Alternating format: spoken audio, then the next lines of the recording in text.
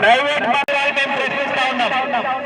దాంట్లో భాగంగా ఇవాళ ఇక్కడి నుంచి సబ్ కలెక్టర్ ఆఫీస్కి పైన అవబోతా ఉన్నాం. అందరికీ కూడా ఒక్కడే తెలియపరుస్తా ఉన్నాం, ఇది మా పార్టీ ఉద్యమం కాదు, ఇది ప్రజా ఉద్యమం. కాలేజీల్ని జగనన్న తీసుకొచ్చిన సందర్భం ఆ 17 మెడికల్ కాలేజీల్ని కూడా దురదృష్టకరం అండి.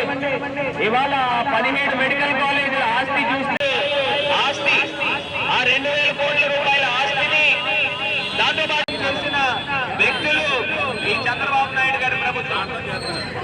మహాత్మా గాంధీ అమర్ రహే, మహాత్మా గాంధీ, మహాత్మా గాంధీ.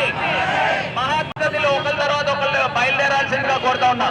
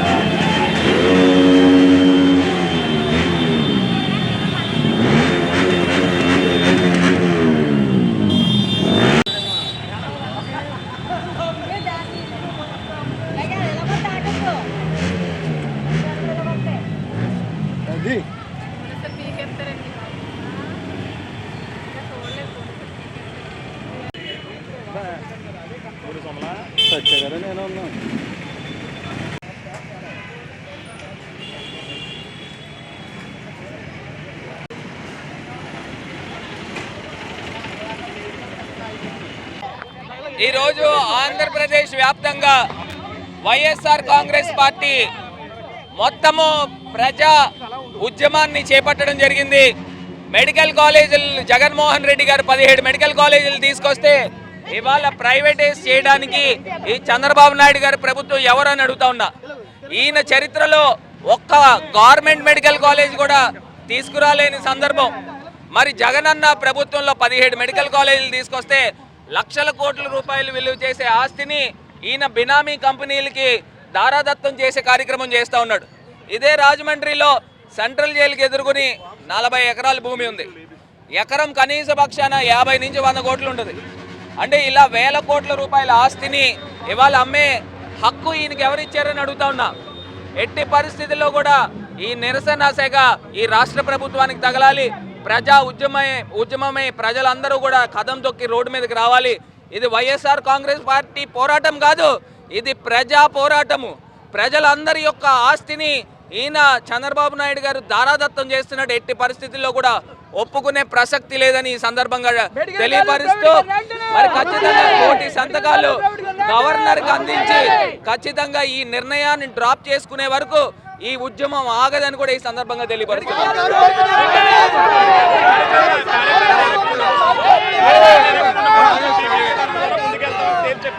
నేను ఎట్టి పరిస్థితుల్లో అండి ఇవాళ చాలా రాష్ట్రాలు కూడా ఇలాగ ప్రైవేట్ నిర్ణయం తీసుకుని వెనక్కి వెళ్ళిపోయిన సందర్భం.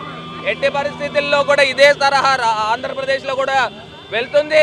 17 మెడికల్ కాలేజ్ లక్షల కోట్ల రూపాయల ఆస్తిని ఈయన బినామీ కంపెనీలకు ఇచ్చుకునే కార్యక్రమం చేస్తే ఎట్టి పరిస్థితుల్లో కూడా ఉపేక్షించేది లేదు అని ఈ సందర్భంగా తెలియపరుస్తుంది. ర్యాలీలు అంటే ఏ స్థాయిలో ఉన్నాయి? 50 మందా, 100 మందా, 200 మందా? ర్యాలీలు అంటే ఎలా ఉండాలంటే స్వచ్ఛందంగా ప్రజలు రాగలగాలి, వేలల్లో ఉండాలి, కార్యకర్తలు ఉండాలి, నాయకులు ఉండాలి, ప్రజలు ఉండాలి. ఏం దౌర్భాగ్యం అది నేను అంటా ఉన్నాను. ఇదేనే దౌర్భాగ్యమైన బతుకులు. మనిషికి 100 రూపాయలు 200కి ఇచ్చి తెచ్చుకునేంత దౌర్భాగ్యమైన పరిస్థితిలోకి వెళ్ళిపోయింది వైసీపీ పార్టీ. కార్యకర్తలు లేరు, జెండా మోసేవాళ్ళు, నడిపించే నాయకుడు లేడు. వీళ్ళంతా కూడా ఒక భ్రమలో బతుకుతూ ఉన్నారు. అంటే మెడికల్ స్ట్రోక్ తగిలింది వాళ్ళకి. వైసీపీ వాళ్ళకి మతి భ్రమించేసింది. ఇప్పుడు మేము ముందు నుంచి చెప్తా ఉన్నాం, పీపీపీ మోడ్ వేరే, ప్రైవేటీకరణ వేరే, రెండు ఒకటి కాదు. పీపీపీ అన్నది ఇదేదో ఆంధ్రప్రదేశ్ రాష్ట్రం కొత్తగా తీసుకొచ్చిన వ్యవస్థ కాదు. పీపీపీ మోడ్ కింద ఆల్రెడీ ఇప్పటికే భారతదేశంలో అనేకమైన రాష్ట్రాల్లో, పంజాబ్లో కానీ వెస్ట్ బెంగాల్లో కానీ మెడికల్ కాలేజ్ నడుస్తూ ఉన్నాయి. అసెంబ్లీ సాక్షిగా నేనే మాట్లాడున్నాను.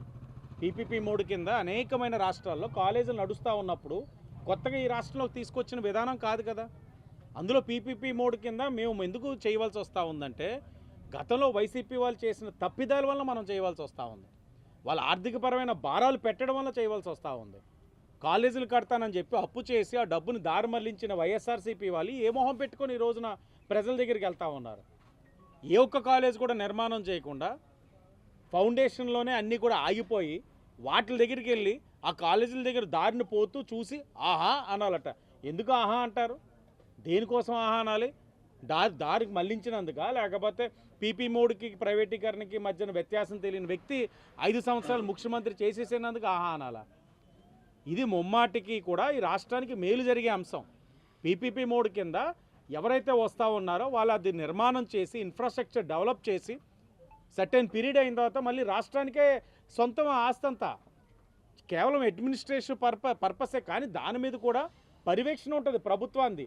ఎక్కడ స్టూడెంట్స్ నష్టపోరు, వైద్య రంగం ఎక్కడ కూడా నష్టపోదు. ఈ కూటమి అధికారంలోకి వచ్చిన తర్వాత మేము అంటా ఉన్నాం, నేను ఛాలెంజ్ విసురుతా ఉన్నాను.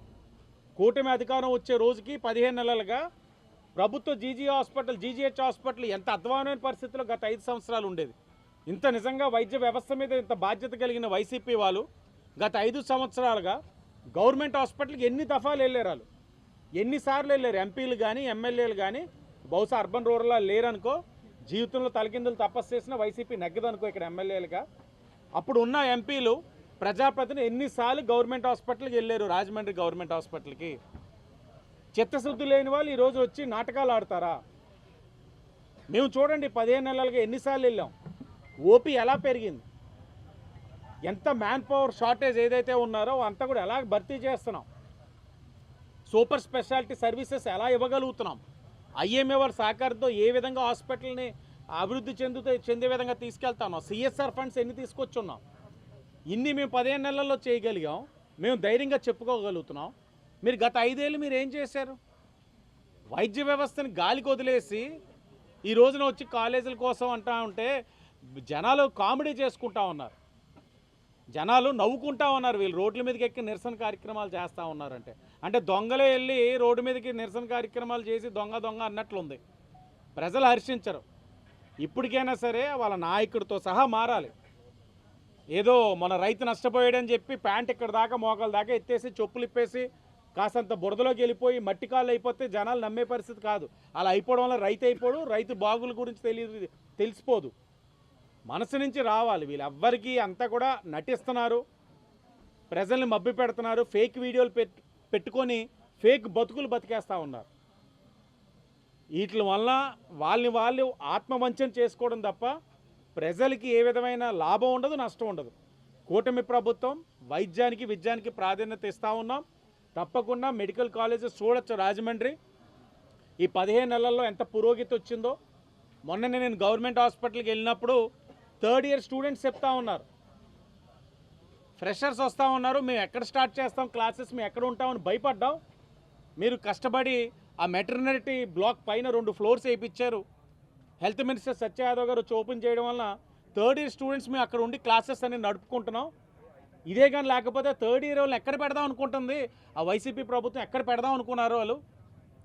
నామమాత్రంగా ఓపెన్ చేసి అరకొర ఫెసిలిటీస్ ఇచ్చేసి హాస్టల్స్ పట్టించుకోకుండా గాలికి వదిలేశారు. ఈరోజు కూటమి వచ్చిన తర్వాత మాకు మేలు జరిగిందని ఆ మెడికల్ స్టూడెంట్స్ చెప్తున్న మాటలు మీకు చెప్తా ఉన్నాం.